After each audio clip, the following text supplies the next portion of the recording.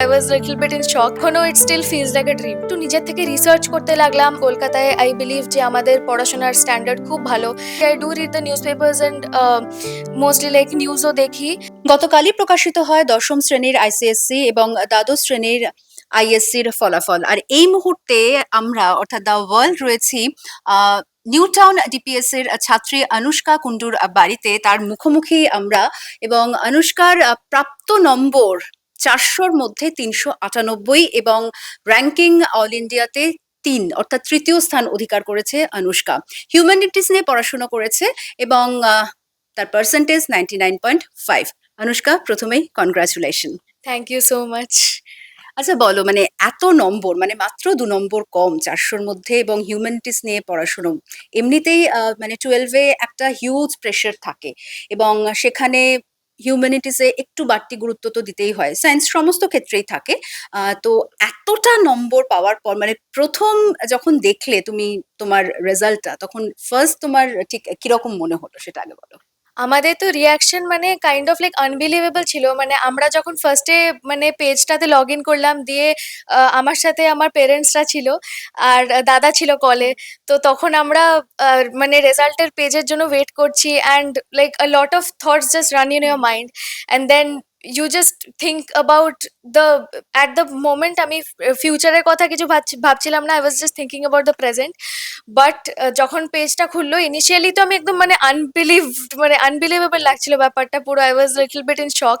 But হ্যাঁ, আমি বলবো না যে আমি এক্সপেক্ট করিনি, because I did believe in my self. সো আমার এক্সপেকটেশন একটা ছিল, যদিও এক্সপেকটেশন সারপাস করে গেছে আমার রেজাল্ট, আই উড সে। তো হ্যাঁ, মানে আমরা overall we were pretty happy, we were shocked and happy, all emotions like a roller coaster of emotions. So তারপরে এক এক করে করে সবাইকে পিসি পিসেমশাই ঠাকুমা সবাইকে কল করা হলো, সবাই খুব খুশি এখন। তো এখনো it still feels like a dream.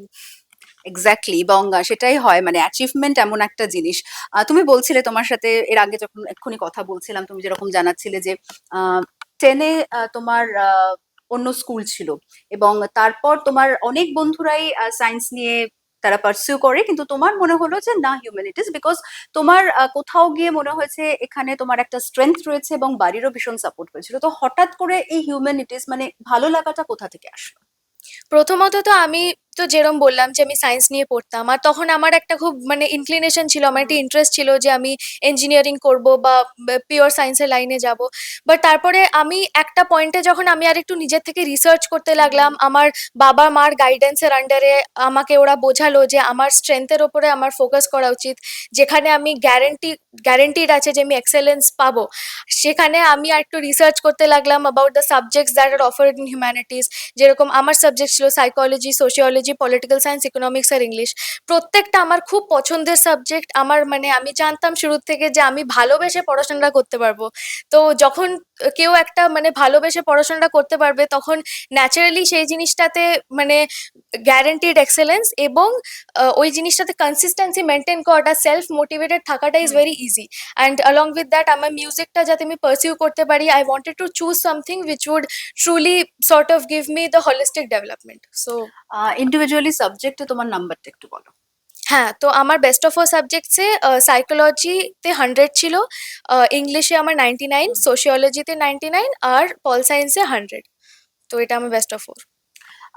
Generally আমরা দেখি খুব ভালো রেজাল্ট যখন হয় তখন মানে খুব অবভিয়াস ভাবেই একটা প্রশ্ন তাদের দিকে চলে আসে যে সারাক্ষণই কি শুধুমাত্র পড়াশোনা নিয়ে থাকতে। তো তোমার রুটিনটা কিরকম ছিল, এবং পরীক্ষার ঠিক আগে, ধরো 2 মাস 3 মাস আগে একটা রুটিন তো চেঞ্জ হয়ে যায়, মানে বেশিরভাগ সময়টা ধরো 4 ঘন্টা 5 ঘন্টা, সেটা অনেকটা এক্সটেন্ড করে। তোমার ক্ষেত্রেও কি তাই? 4 ঘন্টা 5 ঘন্টাটা ডেফিনেটলি এক্সটেন্ড করতো, বাট প্রথমত একেবারেই না, আমি সারাক্ষণ পড়াশোনা করতাম না। আমার কাছের লোকজনরা সেটা খুব ভালোভাবে জানে। আমি গান বাজনাতে থাকতে খুব ভালোবাসি, বই পড়তে ভালোবাসি, মোস্টলি গান বাজনা করতে খুব ভালোবাসি। এখন নতুন গিটারও শিখছি। তবে পরীক্ষার ওই ফেজটাতে, যখন স্পেশালি প্রিলিমস এক্সামগুলো চলছিল, ওই ফেজটাতে আমার একটা হয় যে তখন পড়াশোনাটাকে একটু বেশি গুরুত্ব দিতে হবে, তখন একটু ইম্পর্টেন্স দিতে। তখন আমার ডেফিনেটলি স্কুল যখন একটা হল্টে আসলো, দেন আমাদের ছুটি চলছিল প্রিলিমসের পরে। তো ওই সময়টাতে আমি on an average everyday minimum 10 থেকে ম্যাক্সিমাম 14 আওয়ার্স তো পড়তাম। আর বাট মোর ইম্পর্টেন্টলি আওয়ার্সের থেকে বেশি আমার কাছে ইম্পর্টেন্ট ছিল ফোকাসটা নিয়ে পড়া। আমি যদি কোনোদিন 4 ঘন্টাও পড়ি সেটা যাতে ফোকাস দিয়ে হয়।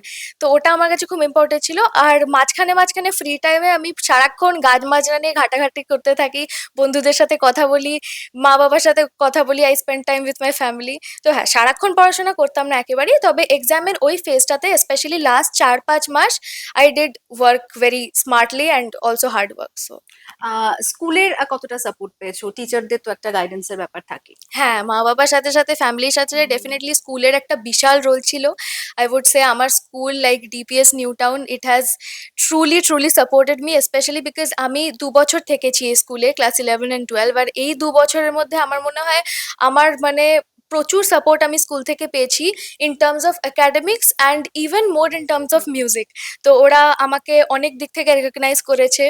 I one the excellence in award for music, excellence award for music, and along with that আমার ইন্টার ডিপিএস বলে একটা কম্পিটিশন হয় ডিপিএস সোসাইটি, সেখানে হিন্দুস্তানি ক্লাসিক্যাল মিউজিকে আমি ছিলাম as one of the members in the group. আমি গেছিলাম to represent my school at a national level. আর তার সাথে সাথে আরও অনেক স্কুলের events, inter school intra school ইভেন্টসে তো সারাক্ষণ হতেই থাকতো পার্টিসিপেশন। তো সেটার সাথে সাথে একটা ওভারঅল হোলিস্টিক ডেভেলপমেন্ট খুব ভালো হয়েছে এই স্কুলে, এবং টিচার্সরাও প্রচণ্ড সাপোর্টিভ ছিল, প্রিন্সিপাল ম্যাম খুব সাপোর্টিভ ছিলেন। সো আই উড সে কি overall I really enjoyed the journey throughout, and একাডেমিক্সেও বিশাল হেল্প হয়েছে আমার এই স্কুলে। তো অনুষ্কার এই গানের প্রতি ন্যাক সেটা কি একেবারে ছোট থেকেই? হ্যাঁ, একদম ছোট থেকে। আমি যখন 1.5-2 বছরে ছিলাম হুম, তখন থেকে মা বাবা যখন বুঝতে পেরে যে সা নোটটা ঠিক জায়গায় হুম, লাগাচ্ছি, পাটা ঠিক জায়গায় লাগাচ্ছি, তখন তারপরে আস্তে আস্তে 1-2 লাইন মা যখন গাইতো, মা একটা লাইন গাইতো তো আমি সেকেন্ড লাইনটা কমপ্লিট করে দিতাম মার সাথে। তখন মা বাবা ওরা যখন দেখলো জিনিসটা, দাদাও দেখতো, তখন ওরা দেখে বুঝতে পারতো যে না বোধহয় মানে অনুষ্কাকে দিয়ে গান করানো যাবে। তো তারপরে আমি অ্যারাউন্ড যখন 5 বছর বয়সে ছিলাম তখন আমি ক্লাসিক্যাল মিউজিক, হিন্দুস্তানি ক্লাসিক্যাল মিউজিকের ট্রেনিং শুরু করলাম। প্রথম 5 বছর আমি পাটিয়ালা ঘরানাতে ট্রেন করলাম। তারপরে আমি আরও 5 বছর আই লার্নড আগ্রা ঘরানা। আর তারপরে I did Bishnupur gharana, after which এখন আমি কাইন্ড অফ আবার নতুন করে আরও আমি শিখতে চাই, আরও নতুন জনরা আমি এক্সপ্লোর করতে চাই মিউজিকে। And yes, I do wish to keep learning. আর হ্যাঁ, একদম মানে আমার এখন মিউজিকের সাথে আমার যখন থেকে কথা বলতে শিখেছি তখন থেকে মিউজিকের সাথে আমার জার্নি। সো অনুষ্কা একটা কথা বলো যে এরপরে ইন ফিউচার ঠিক কিভাবে তোমার পার্সু করার ইচ্ছে রয়েছে, এবং এখন বেশিরভাগ ক্ষেত্রেই দেখা যায় যে হায়ার স্টাডিজ এর জন্য অনেকে বাইরে চলে যেতে চায়। তুমি কি মানে স্টেটেই থাকতে চাও, সেখানেই সার্ভ করতে চাও, নাকি ফিউচার প্ল্যানিং রয়েছে? সো আমার ব্যাপারটা হচ্ছে যে আমি এখন গ্র্যাজুয়েশন লেভেলটা আমি মেনলি সাইকোলজি নিয়ে এগোতে চাই for my masters graduation and my PhD. So এখন গ্র্যাজুয়েশন লেভেলে আমি কলকাতাতেই থাকতে হুম, চাই, বিকজ কলকাতায় আই বিলিভ যে আমাদের পড়াশোনার স্ট্যান্ডার্ড খুব ভালো। অ্যান্ড আমার এখানেই এখন গ্র্যাজুয়েশন করার ইচ্ছা। It can be Calcutta University or Xavier's. And masters আর পোস্ট গ্র্যাজুয়েশনে ইয়েস, আমার মাস্টার্স আর পিএইচডিতে আমার বাইরে যাওয়ার ইচ্ছে আছে। আমার কোনো টপ আইভি লিগসে হলে আমার ইচ্ছে আছে সেটা। আর mainly basically I want to remain very focused in academics and research. আর তার সাথে সাথে I think the greater goal for me is to become a good human being. I want to help people. So through psychology I feel awareness বাড়ানো দরকার লোকের মধ্যে about mental health. Hmm, and লোকজনকে I want to help them by improving their lives. আমি NGOs এর সাথে কাজ করতে চাই, আমি আরেকটু বেশি সোশ্যাল হুম। সার্ভিসে কন্ট্রিবিউট করতে চাই। একটা কথা বলো অনুষ্কা, এখন তো মানে আর মাত্র দুদিন, তারপরে মানে রেজাল্ট বেরোতে চলেছে, কি হতে চলেছে এবারের ইলেকশনে সবার নজর, মানে পলিটিক্স ইন্টারেস্ট রয়েছে? ইন্টারেস্ট বলতে আমি নিউজে তো আপডেটেড থাকি, I do hmm, read the newspapers and mostly like নিউজও দেখি। অ্যান্ড ইয়েস, লাইক আপডেটেড আছি, but I would not really say কি আমি এখনো ভোটও দিইনি। হুম, আমি আই এম স্টিল 17, তো আমি হয়তো পরে আরো হুম, আমার আছে ভোট দেওয়া বাকি আছে। তবে হ্যাঁ, পলিটিক্সে আমি বলবো না যে আমার খুব এখনো স্ট্রং ইনক্লিনেশন আছে। So hmm. Yeah, no, I don't have a very strong opinion in politics. Okay, কি খেতে ভালোবাসো বলো? আমার আমার মা জানে, আমার মা পাশে হুম। বসে আছে।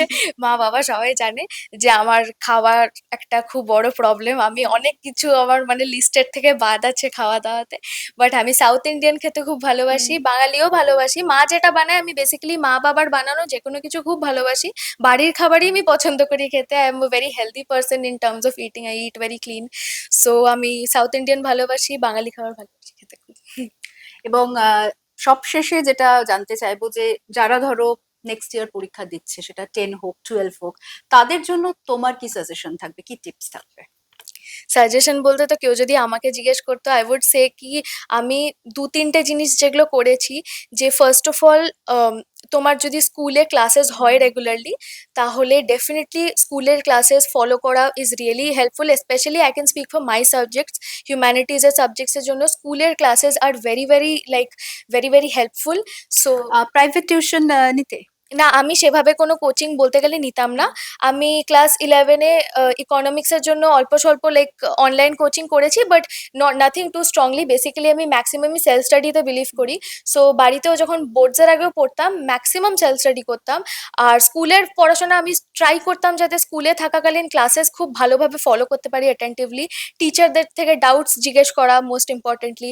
অ্যান্ড আরেকটা জিনিস হচ্ছে কনসিস্টেন্ট থাকাটা আমার কাছে মনে হয় খুব ইম্পর্টেন্ট। সবথেকে যেটা ইম্পর্টেন্ট সেলফ মোটিভেটেড থাকা কনসিস্টেন্ট থাকা because when you are consistent মানে তুমি যখন কনসিস্টেন্টলি নিজের কাজটা করে যাবে you will attain excellence and yes and of course beyond all of that loving what you are doing মানে সাবজেক্টসগুলোকে ভালোবাসা ভালো করে বোঝা ভালো করে নিজের মানে মন থেকে যাতে ভালোবাসাটা আসে এক্স্যাক্টলি। সিলেকশনের সময়ও ডেফিনেটলি মানে আমারও মনে হয় যে I was very lucky I am still very grateful যে আমার বাড়ির লোকজনরা সবাই আমার পেরেন্টসরা আমার দাদা সবাই আমার সাইডটা খুব বুঝেছে এবং they were very very supportive when I thought about choosing this subjects in fact ওরাই আমাকে গাইড করেছিল সো ওদের গাইডেন্সটা actually really help me a lot so I think ওই জন্যই আমার ওই ভালোবাসাটা এসেছে সাবজেক্টসের প্রতি and I would definitely suggest যে যারা আরো জুনিয়র্সরা আপকামিং যারা পরীক্ষা দেবে তারাও যাতে এটাই করে।